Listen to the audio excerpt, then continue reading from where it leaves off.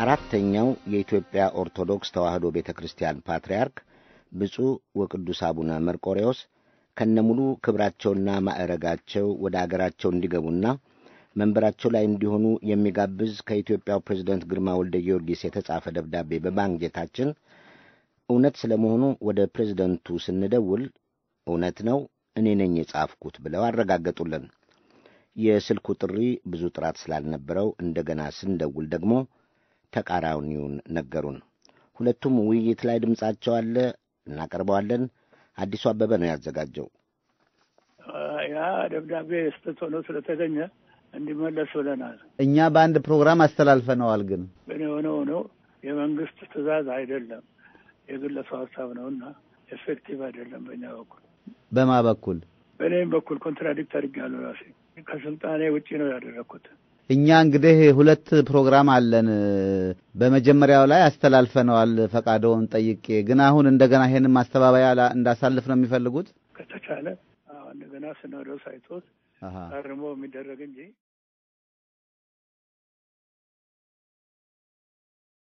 የኢትዮጵያ ኦርቶዶክስ ተዋሕዶ ቤተክርስቲያን አባቶች ቀኖና ተጣሰ በሚል በመካከላቸው የተፈጠረውን ልዩነት ለመፍታት በሰሜን አሜሪካው የሰላምና አንድነት ኮሚቴ አስተናጋጅነት ሶስተኛውን እርቀ ድርድር ዛሬ ረቡዕ ዳላስ ቴክሳስ ውስጥ መጀመራቸው ተሰምቷል። ለዚሁ የሰላም ውይይት ከአዲስ አበባው ቅዱስ ሲኖዶስ 4 ልኡካን፣ ከስደተኛው ቅዱስ ሲኖዶስ 4 ልኡካን ተገኝተዋል። ሁለቱ ወገኖች ያለፈውን የአሪዞና ፊኒክስ ውይይት ያበቁት ቀኖናውን የጣሰው ማንኛው ክፍል እንደሆነ እርስ በርስ ያሳለፉትንም ውግዘት ሳያነሱ ቢሆንም ከመጀመሪያው ከዋሽንግተን ውይይት በተሻለ መልኩ በግንባር ተገናኝተው አብረው ጸልየውና አብረው ተመግበው በመሆኑ ተስፋ ሰጪ ነበር ተብሏል። ይሁንና በሁለቱም ወገን ቀኖናውን የጣሳችሁ እናንተ ናችሁ፣ የለም እናንተ ናችሁ በመባባል ያለምንም ተጨባጭ የሰላም ውሳኔ እንደተወጋገዙ ማለት ነው መለያየታቸው ይታወሳል። የቀኖናውን ጉዳይ ካነሳን ባለፈው ጊዜ በጋራ መጸለያቸውና ጸልየውም አብረው መመገባቸውን ከሁሉም በላይ ትናንት ዳላስ በሚገኘው ቅዱስ ሚካኤል ቤተክርስቲያን በአንድነት ሆኖ መጸለያቸውን የተመለከቱ እውን ውግዘቱ የምር ነበር ወይስ በቤተክርስቲያን ቋንቋ ለመጠቀም ወፈገዝት ነው ያሉ ጥቂቶች አይደሉም። ያም ሆነ ይህ ውግዘት የተባለውን አልፎ በጋራ መጸለያቸውና በጋራም ጸልየው መመገባቸው በዋነኛነት ሁለቱም ወገኖች ለሰላሙ መሳካት ፍላጎት እንዳላቸው ቀጥሎም የሰላምና አንድነት ጉባኤውን ጥረት የሚያሳይ ነውና ይበል ተብሎላቸዋል። ለሁሉም ግን ዛሬ የሚጀምሩትን የሰላም ድርድር እንደምን እንደሚያካሂዱና በምን መልኩ እንደሚቋጩት ነው ወሳኙ። ይህ ደግሞ በዛሬና በነገ የሚታይ ይሆናል። ይህ በእንዲህ እንዳለ ትናንት ማክሰኞ የተጻፈ አንድ ደብዳቤ ትናንትናውኑ ይደርሰናል። ለብፁዕ ወቅዱስ አቡነ መርቆሬዎስ ፓትርያርክ ርዕሰ ሊቃነ ጳጳሳት ዘኢትዮጵያ ባሉበት ይላል። የተጻፈው ደግሞ ከኢትዮጵያው ፕሬዝዳንት ግርማ ወልደ ጊዮርጊስ ሆኖ ፊርማቸውና ቲተራቸው ሰፍሮበታል። ፍሬ ነገሩን ባጭሩ ላንብብ። ቅዱስነቶ አራተኛው ፓትርያርክ ሆነው በቅዱስ ሲኖዶስ ምልአተ ጉባኤ መሾሞ ይታወቃል። ነገር ግን በወቅቱ በተከሰተው ሁኔታ ምክንያት ቅዱስነቶ ከአገር መውጣትና በምትኩም ፓትርያርክ ተሾሞ እስካሁን ድረስ መቆየቱ ግልጽ ሆኖ እያለ በምትክ የተሾሙት ብፁዕ ወቅዱስ አቡነ ጳውሎስ ከዚህ ዓለም በሞት ተለይተዋል። ከብፁዕ ቅዱስ አቡነ ጳውሎስ ሕልፈተ ሕይወት ቀጥሎ ስለ ፓትርያርክ መሾም በተመለከተ ጉዳዩ ተነስቶ የአገር ሽማግሌዎችና የእምነት ተከታዮች ለቤተ ክርስቲያኒቱ አንድነት ሲባል ሌላ ፓትርያርክ መሾም የለበትም፣ ብፁዕ ቅዱስ አቡነ መርቆሬዎስ ወደ መንበረ ክብራቸውና ቦታቸው መመለስ አለባቸው፣ ተከፋፍሎ የነበረው ሲኖዶስም ወደ አንድነት መመለስ ወይም መምጣት አለበት ተብሎ በቀረበው የአገር ውስጥ ሽማግሌዎች ሐሳብ መሰረት እኛም ሐሳቡን ሙሉ በሙሉ ተቀብለነዋል።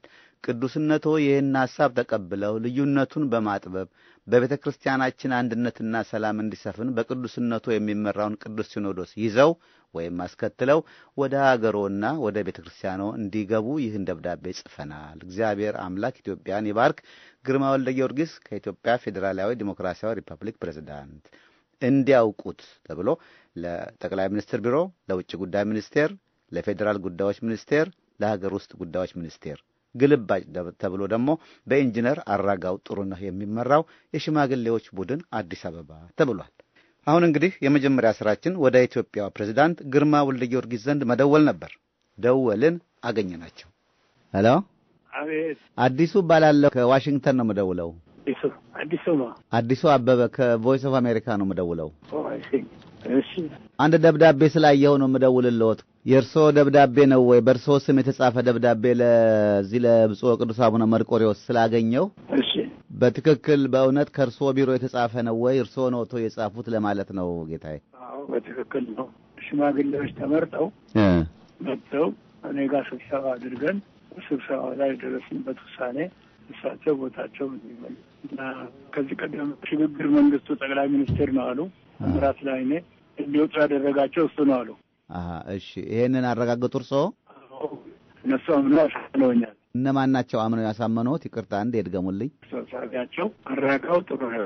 ኢንጂነር አራጋው ጥሩነህ። እሺ ደብዳቤው ላይ ግልባጭ ተደርጎላቸዋል። እሺ ቀጥሎ ደግሞ የአርበኞች መሪ ሊቀ ትጉሃን አስታጥቄ የአርበኞች ማህበር ፕሬዝዳንት የቀሩት እንግዲህ እንደዚህ ተመርጠው ነው። እኛ ሳይወዱ የሄዱ ከሆኑ አሁን ያሁናቴ ስለሌለ ደግሞ በቀጥታ ከሳቸው የሚወሰዱ በፊት የነበሩትም ባዶ ቦታ ነው የገቡት።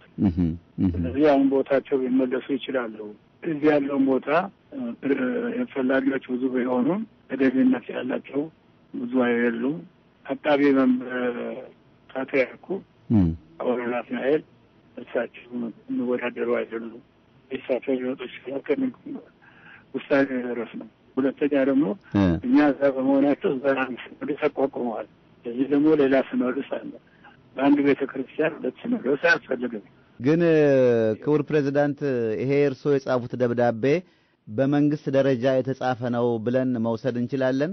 መንግስት ሃይማኖት ውስጥ አይገባም።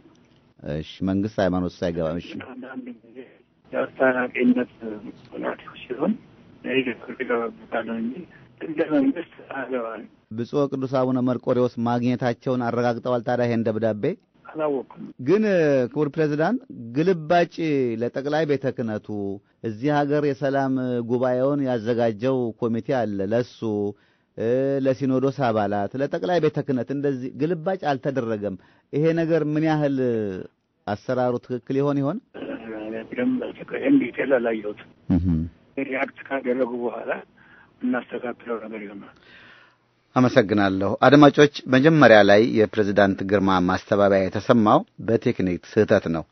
ቀድሞ ሊሰማ የሚገባው ይህ አሁን ያደመጣችሁትና የጨረስነው ነበር። ስለ ስህተቱ ይቅርታ እንጠይቃለን። እንግዲህ ይህን ቃለ መጠይቅ ስቀርጽ ጥራት ስላልነበረው ቆየት አልኩና እንደገና ለሞክር ብዬ ደወልኩላቸው። የተለየ መልስ ነገሩኝ። ያ ደብዳቤ ስህተት ሆኖ ስለተገኘ እንዲመለስ ብለናል። እኛ በአንድ ፕሮግራም አስተላልፈነዋል። ግን ሆኖ የመንግስት ትእዛዝ አይደለም፣ የግለሰብ ሀሳብ ነውና ኤፌክቲቭ አይደለም። በእኛ በኩል በማ በኩል በእኔም በኩል ኮንትራዲክት አድርጌያለሁ። ራሴ ከስልጣኔ ውጪ ነው ያደረኩት። እኛ እንግዲህ ሁለት ፕሮግራም አለን። በመጀመሪያው ላይ አስተላልፈነዋል ፈቃደውን ጠይቄ፣ ግን አሁን እንደገና ይሄንን ማስተባበያ እንዳሳልፍ ነው የሚፈልጉት። ከተቻለ እንደገና ሲኖዶስ አይቶት አርሞ የሚደረግ እንጂ አሁን የተደረገው በችኮላ ስለሆነ የሚጠና አይደለም። እዚህም ወዝሮ አድርጌዋለሁ ነው ትቼዋለሁ ነው የሚሉት። አዎ ቀደም ሲል እኔም ጠይቄያለሁ። ግልባጭ ለሲኖዶሱ ለጠቅላይ ቤተ ክህነት ለዚህኛውም ሲኖዶስ ለሰላም ጉባኤ የሚያካሄደውም ኮሚቴ ብየወት እኔ አፈጻጸሙን አላቅም፣ ኮሚቴው የሰጠኝን አምናለሁ፣ በዛ ነው የሚሄደው ስላሉኝ እሱን አስተላልፈናል። በሰው ማመን ላይ ተመሰረተ ነው። እርስዎ ግን ይሄን ነገር መጀመሪያ በደንብ አላጤኑትም? ክቡር ፕሬዝዳንት ይቅርታ። ሲሪየስ ፕሪካሽን እንደሚኖረው አላወኩም። እኔ የሄዱት ሰውዬ ቢመለሱ ምን አለበት ከሚል ነው እንጂ ከጀርባው ጣጣ እንዳለ አላውቀውም። ደግሞ መንግስት እዚህ ውስጥ መግባት የለበትም የሚለው እኔ የሚቃወም ነው። በስሜትና በችኮላ የሆነ ነገር ነው።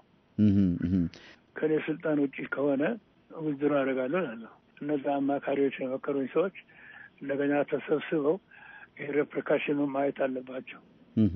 አቡነ ናትናኤል ናቸው የተቃወሙት። እንግዲህ መብት አላቸው፣ ሊቃወሙ ይችላሉ። በምን መሰረት በምን መነሻነት? እናንተ ጉዳይ አይደለም፣ አያገባቸው ማለት ነው።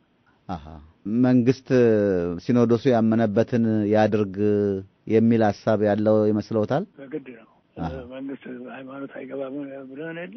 አዎ እኔ ትንሽ በስሜት ሆነ እናወጣልኩ እንጂ አቃቤ መንበሩ ብፁዕ አቡነ ናትናኤል አግኝተዋቸው ተነጋግራችኋል?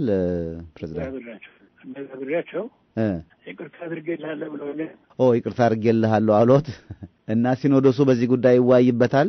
ገና እኮ ምርጫ ጀምሮ እነሱ ተቸግረው ችግር ላይ ነው ያሉት። ጥሩ። እሺ ፕሬዝዳንት ግርማ ወልደ ጊዮርጊስ በጣም አመሰግናለሁ። እግዚአብሔር ይስጥልኝ። አድማጮች ከሁለቱም ሲኖዶሶች ጽሕፈት ቤቶች ከአስታራቂው የሰላም ኮሚቴና መናገር ከፈቀዱም ከራሳቸው ከቅዱስ ፓትርያርኩ ከአቡነ መርቆሬዎስ የምናገኘውን ዛሬ ዳላስ ቴክሳስ የተጀመረውን የሰላም ሂደትም በተመለከተ የምናገኘውን ለማቅረብ እንሞክራለን።